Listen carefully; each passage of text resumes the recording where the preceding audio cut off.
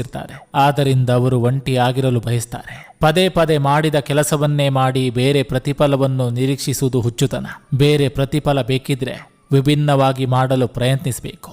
ವೈರಿಗಿಂತಲೂ ಹತೋಟಿ ಇಲ್ಲದ ಮನಸ್ಸೇ ಹೆಚ್ಚು ಕೆಡುಕನ್ನು ಉಂಟು ಮಾಡ್ತದೆ. ಆದ್ದರಿಂದ ಮನಸ್ಸಿಗೆ ಒಡೆಯರಾಗಿ ಗುಲಾಮರಲ್ಲ. ಜಗ ಮೆಚ್ಚಲೆಂದು ಬದುಕಬೇಡ, ನಿನ್ನ ಹೆತ್ತವರು ಮೆಚ್ಚಲೆಂದು ಬದುಕು. ಯಾಕಂದ್ರೆ ಜಗತ್ತು ನಿನ್ನ ಹತ್ತಿರ ಎಲ್ಲವೂ ಇದ್ದರೆ ಮಾತ್ರ ಇವ ನನ್ನವ, ಸ್ನೇಹಿತ, ಬಂಧು ಬಳಗ, ಪ್ರಿಯತಮ ಅಂತೆಲ್ಲ ಹೇಳುತ್ತೆ. ಆದ್ರೆ ಹೆತ್ತವರಾಗಲ್ಲ. ನಿನ್ನ ಹತ್ತಿರ ಏನೂ ಇಲ್ಲದಿದ್ದರೂ ಇವ ನನ್ನ ಮಗ ಎಂದು ಹೆಮ್ಮೆಯಿಂದ ಹೇಳ್ತಾರೆ. ಕೋಪದಲ್ಲಿ ತೆಗೆದುಕೊಳ್ಳುವ ನಿರ್ಧಾರವು ಆಲೋಚನೆಯನ್ನು ಕೊಲ್ತದೆ. ಆಲೋಚನೆಯೊಂದಿಗೆ ಮಾಡಿದ ನಿರ್ಧಾರವು ನಿಮ್ಮನ್ನು ಇತರರಿಗೆ ಮಾದರಿಯಾಗಿ ನಿಲ್ಲುತ್ತದೆ. ಸುಂದರ ಜೀವನಕ್ಕೆ ನಾವು ವಾಸಿಸುವ ಮನೆ ಸಣ್ಣದು ದೊಡ್ಡದು ಮುಖ್ಯವಾಗಿರೋದಿಲ್ಲ. ಇರುವುದರಲ್ಲಿ ಅರಸನಾಗಿ ಬದುಕುವುದು ಮುಖ್ಯ ಎನ್ನುವುದು ಅರಿಯಬೇಕು ಅಷ್ಟೇ.